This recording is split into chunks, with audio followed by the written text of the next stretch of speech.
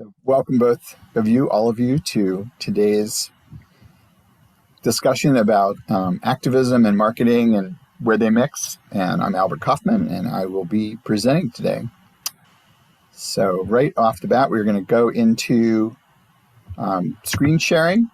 And feel free to interrupt me during the talk today whenever you want to with a question.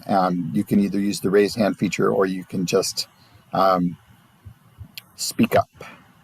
And my guess is we might be joined by others, but we will see. So as I mentioned to you a few minutes ago, I'm really interested in how does a person sort of leverage the tools of digital marketing in our activism. And I've been doing both. I've been doing activism probably a lot longer than digital marketing because digital marketing is newer. But I've been combining the two for about 14 years. And I would say the main route to the work that I've been doing has been through email marketing. And I do think that is probably the most powerful and successful of the marketing tools out there for the types of things that I work on. You know that I've been working on getting rid of gas-powered leaf blowers, for instance. And mainly for that, I'm using Constant Contact for email marketing. And I'll just give you a quick glimpse into how that plays out. Basically, the idea is you build a list of people who are interested in the topic that you're interested in, and you write to them regularly, which is marketing is all about regular communication. And you ask them, in my opinion, to do some action. And so, for instance, for the leaf blower, anti-leaf blower work that I'm doing, we've built up a list of about 1,500 people in the last 4 years. And here is the most recent newsletter that we sent out. And that went out on February 1st. And you can see that it was sent to 1,500 people. You can see an open rate of 56% and a click rate of 7.4%. Now, the click rate, what's interesting about that is that usually the click rate for me for things that I send out are a lot lower. But in this case, we were asking people to go to a couple of files, this file right here and this file right here, which were two documents that have to do with schools and how to contact schools about their leaf blower use. You can see in the first send, almost half the people on the list opened the email. Now, this is an activist group. There's 1,500 people in it. I used a feature called resend to non-openers. And when I did that, a couple of days later, another 127 people opened it. And you can also see what clicking happened through that action. Now, the people in my group think that a 56% open rate is not that great. Why aren't we reaching 100% of the people? Well, as you can see, when I send out to an email list that is a business list of mine, excuse me, here is an email that I sent out to people just on a marketing level at the beginning of the year. And that went out to 4,000 people, open rate of 26%. So actually, it's the same number of people approximately who are opening this email, but it is out of a larger pool. But as you can see, for a business email, 26%, to me, that's actually quite high. When I would normally send out to this group, I might get 10 to 15%. And I think that's very typical within the marketing world. So it's interesting to see when you do send out to an email campaign out to a group that's really engaged on the topic. So I would say the list of people who are interested in getting rid of gas-powered leaf blowers are much more engaged. These people joined the list recently in the last 4 years. It's a very specific thing that we're doing. We're trying to get rid of gas-powered leaf blowers in Portland and beyond. But we're really focused on that topic over and over and over again. And so the people who are receiving this email are, very engaged. Now I want to switch over just as just to show you like a little bit of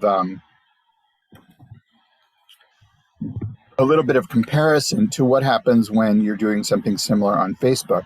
This is the Facebook page for the same effort.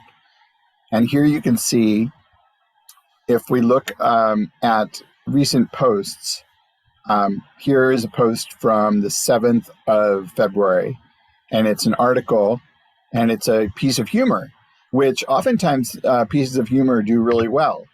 But you can see here that out of 400 and I forget, I saw somewhere something like 400 people, 460 people, I think, are like this page. You can see that 13 people have been reached. 3 engagements. That means someone liked it, or they shared it, or they did some kind of engagement. Here's a post previous to that. So you can see that my reach is increasing here in the last month, but engagements are down, page likes are down, I guess this is 2 people like this page. So it's not really doing, given I have to say that to do a Facebook post only takes me 2 seconds. And so, and actually here's an interesting thing. This is the newsletter that I showed you, and you could see 7 people were reached by the newsletter. So that's nothing compared to actually sending it to people who receive it via email. Now, I'm going to just switch over to the group that I've set up on Facebook to show you also the statistics for that. So this group has 237 members. Now, a group is different than a page. A group is sort of an internal thing. This is a private group. You can't just go and search for it. You can search for it on Facebook, but you can't see the post necessarily within a private group. So here is the post for the latest newsletter. And you can see that it was seen by 38 people, so that's not bad. But nobody has said anything about it. No one has shared this, but I can ask them to. In fact, that's actually a really good lead in. Here's the way I prompted everybody. Here's the latest news and action step. But really what I should say is, please share this. So I think I will. Just here, I might as well. And when you ask people on social media to do something, you'll be surprised, but oftentimes they will actually do it. Now, it would help if I had done this originally when I posted it, but this also just gives you an idea. Okay, 38 people out of 237 members, and, got to see this bit of information. They should have gotten some kind of notification within their notification area, but for whatever reason, 38 people somehow ended up seeing it in their newsfeed, or they went to the group, or whatever happened. So those are just some comparisons. Now, just back to email again. So, creating a campaign within this program is pretty straightforward. I have a feeling you may have already had some experience with how to do that. You basically click on create, pull up a campaign type, and then just start making it however you want to. Getting people signed up for the list is another chore, and I'll just show you how that works. There's all sorts of ways to draw people into your list. Sometimes people just find your website by searching around. Sometimes they hear about it via a newsletter or a newspaper article. Sometimes it's word of mouth. So this is a little pop-up that happens when someone joins the list or comes to the website. They are encouraged to join the list. You can close out of that, but that is one way that a person could end up joining this list. Another way is that we have a button on here that leads to a sign up form. It's a different sign up form, but it's the same idea. That's another way to bring people onto a list. A couple other ways to do that are within a Facebook group. You can ask people to do that. You can say, hey, come join this list if they're not already a part of it. You can have within this area membership questions. You could say, what's your favorite? You can ask this question, but then here you could include a link to the sign up form. So that's what this is. And, through various ways, and I'll show you actually from our Facebook page, which is not the group, if a person comes to this link, they end up coming out into the sign up form as well. So there's all sorts of different ways that you can set up to bring people into your effort. And these are very typical for anyone who's doing marketing. So they can easily be applied in via your website or via Facebook or any other social media. For instance, if you go to Instagram, it's a little bit more tricky to get people onto your list via Instagram, but you can do that. Let's see, quiet. We just started up a new Instagram page. So far, we have 30 followers, and this is, our encouragement is for people to come and join the list.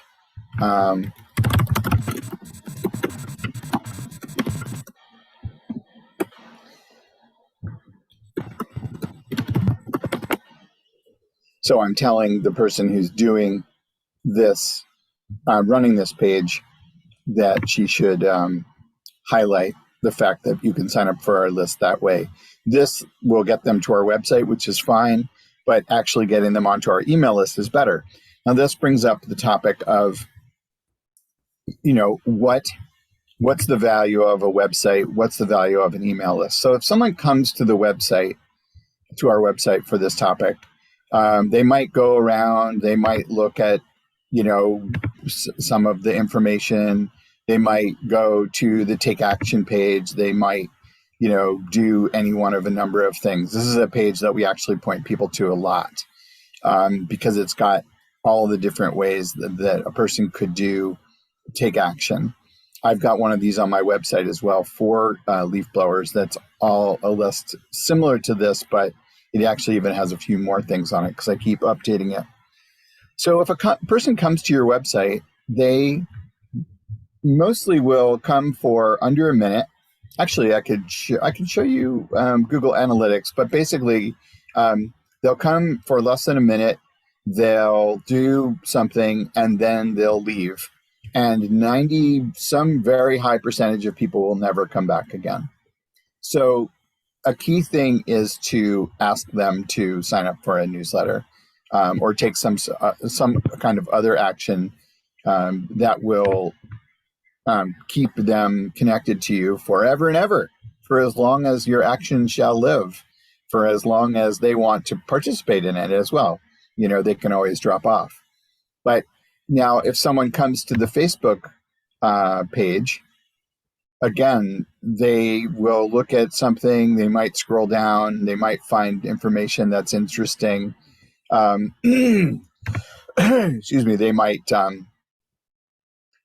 do, one or another thing, but generally they come and then they leave. And that's the end of that. And they probably won't come back again. So again, any way that you can get people to sign up for a newsletter, stay connected with you so that you can market to them.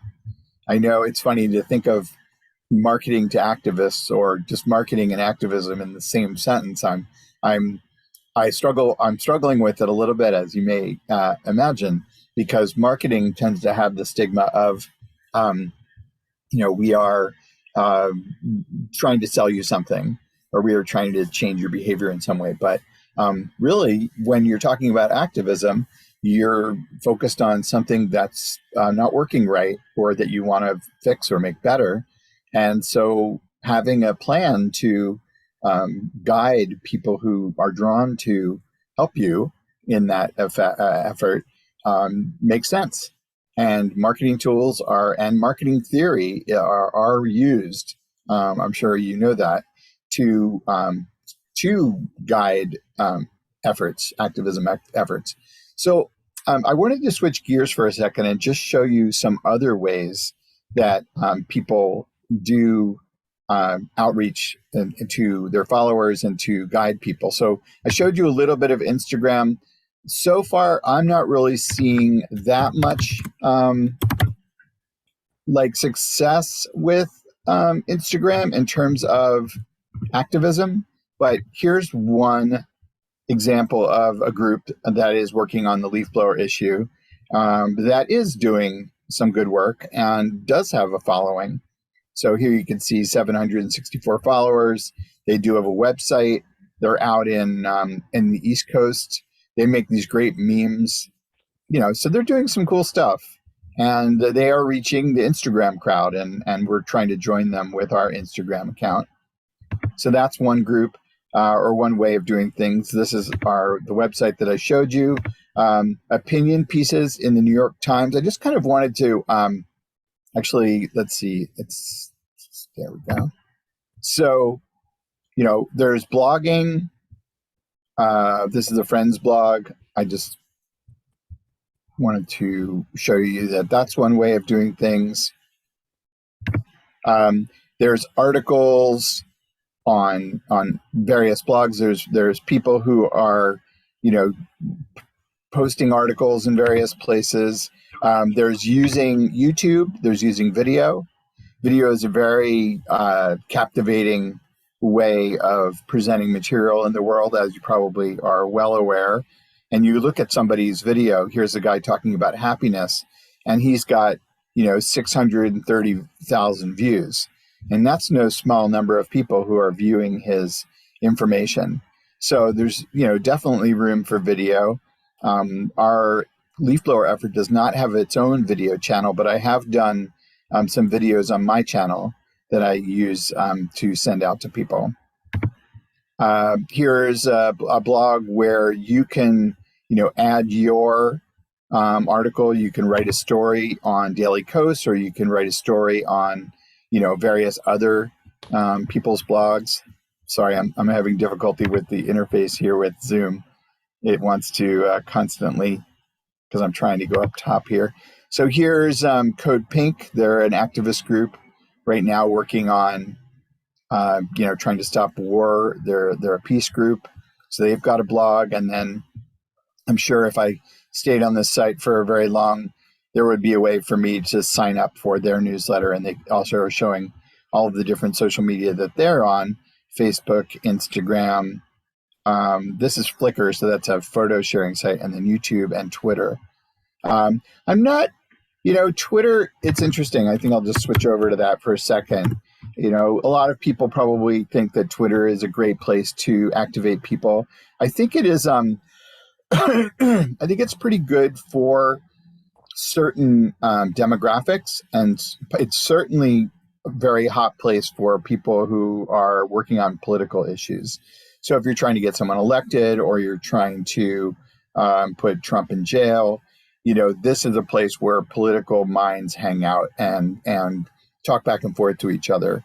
In terms of doing like a local action, let's say on leaf blowers, if I do a search on leaf blowers, I can see, what the latest conversation is.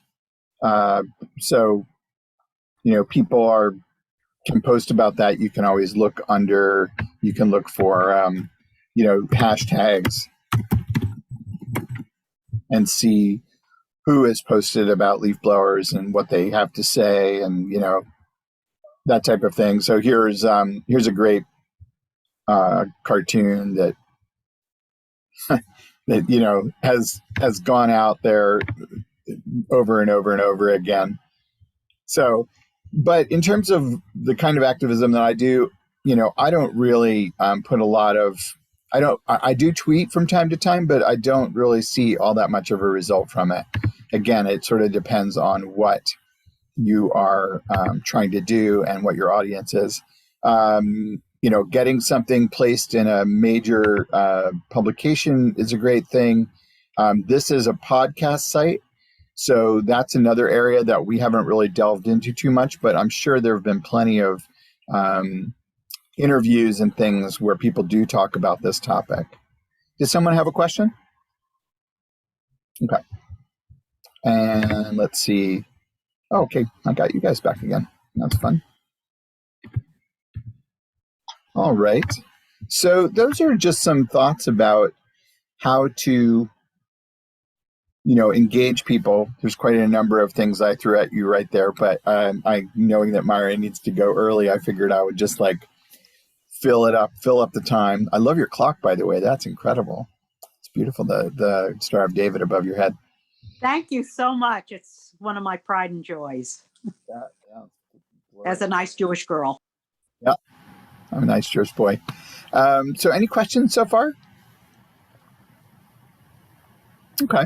I only wondered, two things real quick. I was curious, the Quite Clean page on Facebook, is that registered as an organization, a business? Because I know that registration matters a lot for the algorithm and how much Facebook promotes your posts to other folks. So I was just curious how you set that up. Yeah, that's actually a really good question. I will go and hunt down the answer.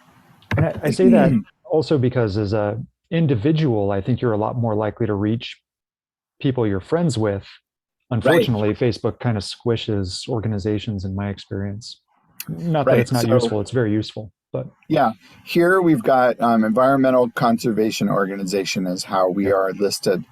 Now you've mentioned personally using Facebook.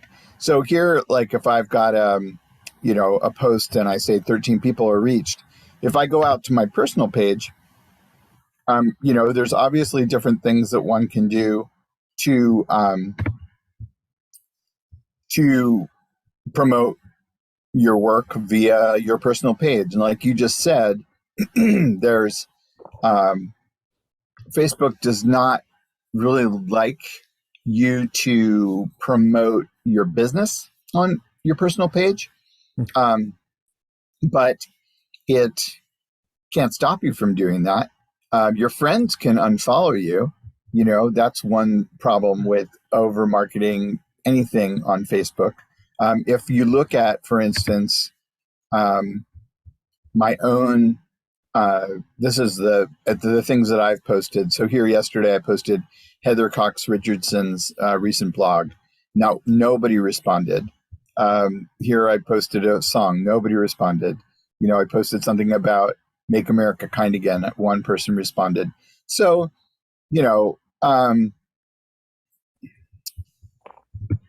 so far, my experience has been, if I look at other friends' pages, here's a guy who I went to college with. He is using Facebook really to market his world exclusively. He's got 4,400 friends. I used to have that many, actually. And then I went through a big culling process. So here he is talking about his book. And, here you can see he had 10 people comment. And, people have lots of things to say about it and are very engaged. Here he is on the 9th talking about, a new post that he put up. And he had 6 people comment. And sometimes he's got 23 or more. I've seen him have conversations that have had 100 people commenting. And you'll also see that kind of engagement sometimes with businesses. So I'm going to show you, a friend of mine makes this really beautiful glassware. I'll show you some of it when I stop screen sharing. And you can see, I help her with marketing. And so I post on her page from time to time. So here's just a random post that I did about leaves being in a beautiful alignment versus being blown away. And, she's got I forget how many people are like this, but I think it's a couple thousand. And you can see when you start getting up in that number, if you're doing something that's really beautiful, here I am adding some beautiful imagery. This one, for instance, 211 people were reached, and I'm not doing anything that spectacular, but people are being reached via this page in a way that they aren't, for instance, with the leaf blower stuff that I'm doing. And I think it's partly because I'm adding really visually stimulating information. And it's also a group of people who are liking this page who really like the product that this person makes. I can show that to you in a second. But anyway, so whenever I see things that are like shimmering or related to glass, I share them on this page. And these are the actual glasses that she makes. So, and it's funny here, actually sharing the wares that she makes, only 70 people saw this. And, when I shared something that's like more of just a beautiful image, she had a higher rate. And then, in answer to your question that you had a second ago, here, it's a business and it's a glass blower. And we don't really get that kind of an opportunity as individuals. Ooh, one moment, please. Oh, wow. I want those. Okay. Yeah, go ahead.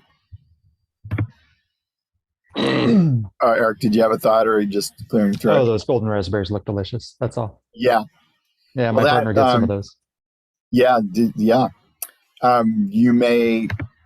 That's like kind of also leads to a strategy that I've done with activism is, here's Gardeners of Montevilla, but I'm really into this effort. So, we have a new person. Very good. Hey, Tamara, welcome aboard. So I'm here. This is the Facebook group for the organization Portland Fruit Tree Project.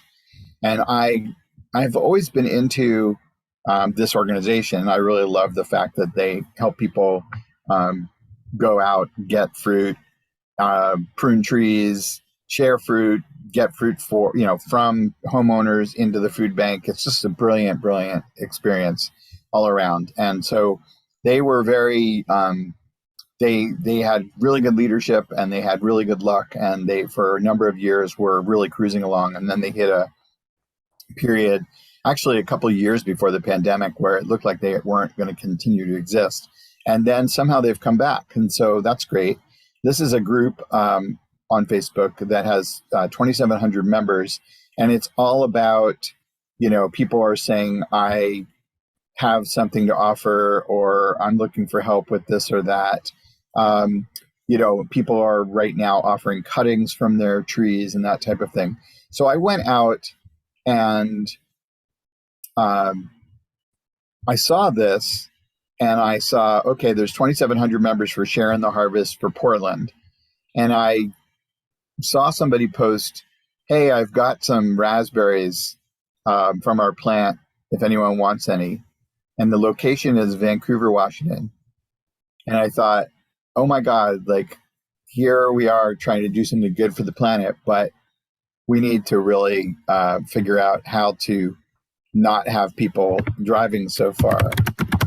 So I went ahead and started all of these other Sharing the Harvest groups. And so, for instance, the one for Southwest Washington, which is Vancouver and that environment, now has 380 members. And, it's pretty dormant right at the moment because it's wintertime, but that's a nice number of people to get started with this effort. And I'll just show you one more, just whatever. Let's see. How about Southwest Portland? So Southwest Portland just got started, and that's already got 43 members. And I anticipate that all of the regional groups will start to draw people from the main group and also become more powerful and grow bigger. and become more effective ways of sharing fruit with less driving. This is the same kind of thing that happens with, if you're familiar with Buy Nothing. So I'm part of a Buy Nothing group, which is a new, it's kind of like, you may remember Free Cycle from once upon a time. I was involved in that back in 2003. I started a Free Cycle group in Portland, and it started going so well that I just started Free Cycle groups in a whole bunch of different major cities around the world.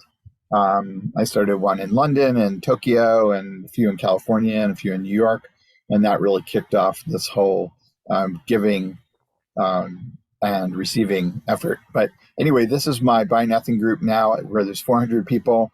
We were a group of 1,500, and then the group broke in half, divided by north and south of division, down in Southeast Portland.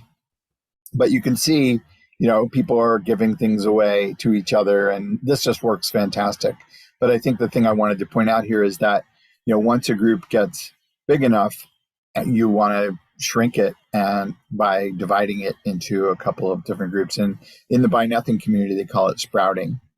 And right now, I don't imagine that any of you have this issue, but it's just something to know that, you can take a group that is divided, or that is, very wide, and bring it into more effective use by possibly regionalizing it.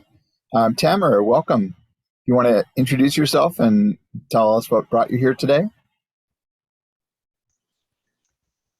Hi, I'm Tamara Deritter. I'm the chair of Rose City Park Neighborhood Association. And Great. I'm also, I've been on the board now for, Louise, since 2008, for quite some time. And I've been the chair for the last 5 years. I started the community garden that's in Fraser Park back in 2008. Took 3 years, excuse me. And I'm also a land use planner by training, so I do that as a consultant.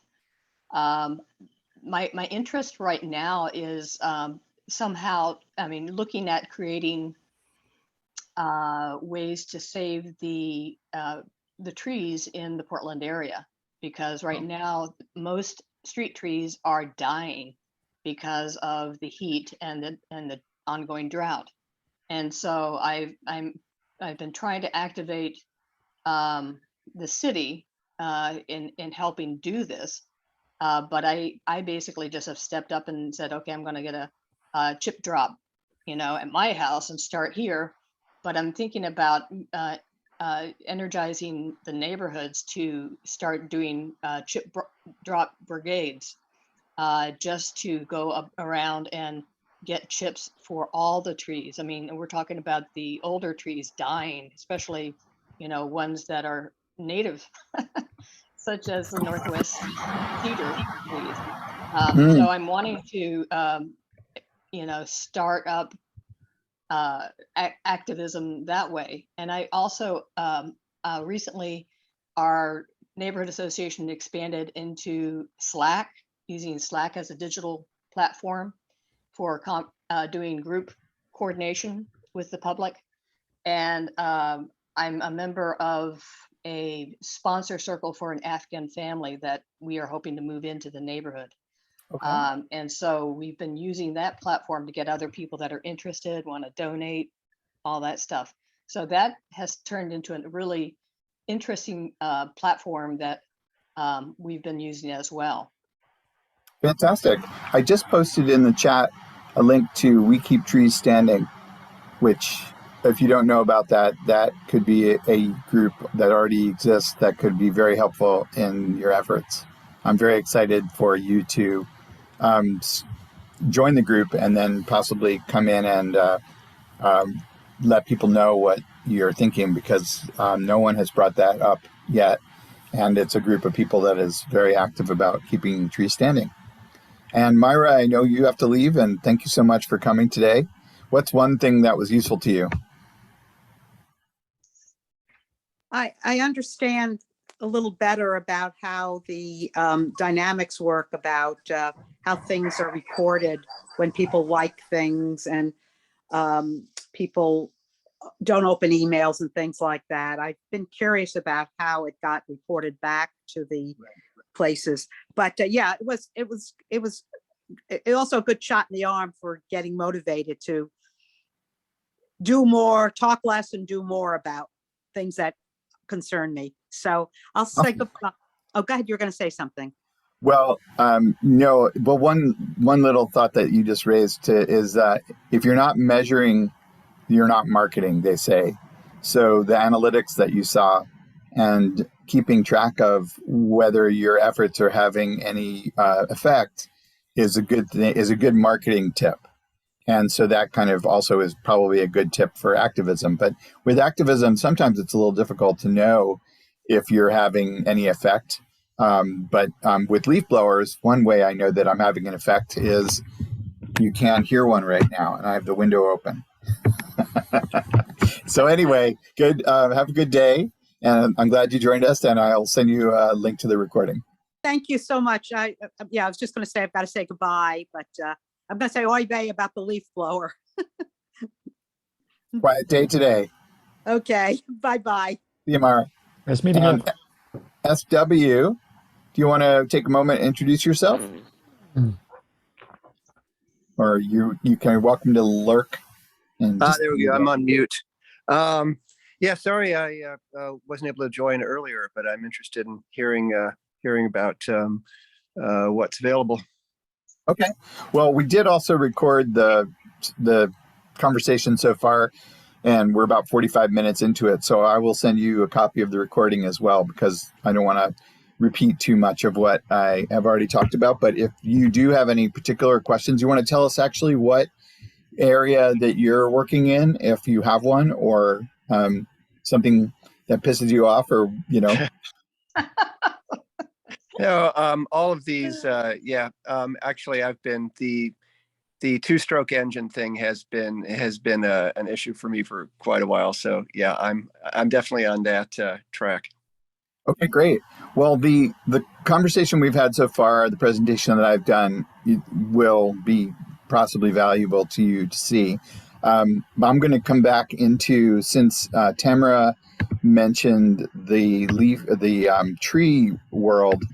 I've done a lot of presenting on the leaf blower issue and using that as an example so far, but I haven't really talked about tree stuff. But just so you know, Tamara, kind of what's available out there is this Facebook group. We've got 643 members. We've been going for about 4 years, and it's a little bit of the Albert Show. So much of all of this is the Albert Show, but you know, we have the About section here kind of talks about how a person can actually take action right away to contact the city if there is a tree threatened, you know, an individual tree. So lately we've been working a lot on a tree at 48th and Belmont.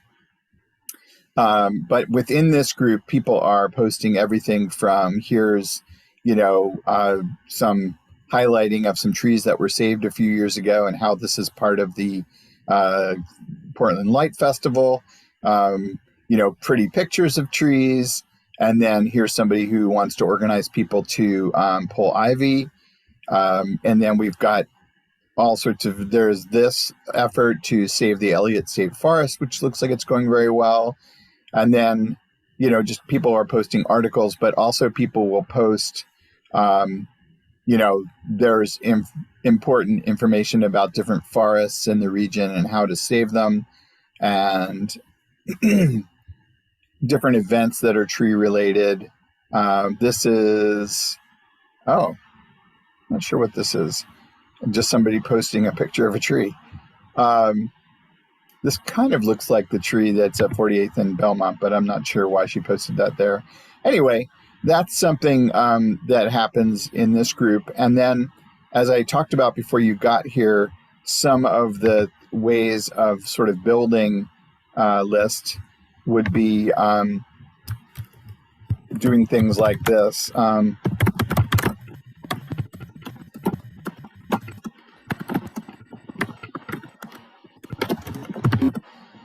So that would be one thing. I I'm not sure what happened to this question. I had had it there before, but somehow it went away. Like groups go through these different, Facebook in its wisdom changes group behavior depending on what type of group it is. I don't know if it's because it's a public group or maybe it went from a private group to a public group. Anyway, this is a public group and it does have a little bit different sort of administrative stuff than a private group like the one for leaf blowers. And so, and as I mentioned earlier, one of the key things that I am trying to do with this group is to build an email list. And so, for instance, if I look in my Constant Contact account, I can see, and the Constant Contact is an email newsletter program. It has other aspects to it as well. This social feature right here is a really nice one for promoting things out to different social media. But here are all the different lists that I have within this account. And the one for trees has 233 people on it. And that's been built up over time. And it's mostly people who were working on protecting the trees at 41st and Clinton. When we did that a few years ago, we were able to save a couple of Doug firs that a developer wanted to knock down like that. So yeah, I feel like I'm getting to the point of maybe being a little talked out, but I will answer any questions that you have. Yeah, go ahead, Tamara. With the Constant Contact, how often do you do a newsletter or a blast? Because I don't want to have volunteer fatigue. Sure. Well, as this talk today is sort of labeled, I'm talking about marketing for activists. And so a good rule of thumb for an email newsletter is once a month. That's probably the least amount that you want to do. That said, so for instance, I have a newsletter that comes out every month on the 11th. So I'll probably get to writing that today. You'll probably all get a copy of it. But my business newsletter is much more sporadic. I do one sometimes once a month, sometimes twice a month, sometimes I skip a month. But really, like a good rule of thumb is pick a day and just do it every month. And with a neighborhood group, your engagement is probably pretty good because people are close together. The issues are very relevant to them. So you're going to have like people actually opening the newsletter and reacting to it and possibly taking action. And if you're trying to activate people, which I'm always trying to do, like there's just no reason to post anything where you don't tell people, and here's what to do about it. That's just, and the tree group, you'll see that all the time. I'll always be asking people, that's nice. What can we do what's the next step for people to take to help you with this? Because people will be like, the sky is falling. And you're like, well, that doesn't do anybody any good. And in some of the leaf blower groups, you'll see, for instance, people will be like, oh my God, there were leaf blowers this morning and it was terrible. And it's like, so, did you do anything about it? Is there anything we can help you do something about? Maybe it's just people need to vent. And maybe there's some value to that. But I really think that it's probably overrated. And it just sort of encourages more people to hop on board. And to me, that just really looks like a waste of time. Maybe there's some happiness or, if we all know we're all facing the same thing, maybe we feel a little better but really, I think people will feel a lot better when they actually solve the problem. And like I mentioned before, right now, I'm not hearing a leaf blower. And I can't tell you, 4 years ago when I started fighting these things, there wasn't really much time when you would have quiet, and no time of year was quiet. Now I'm starting to hear something, but I think it's actually a chipper.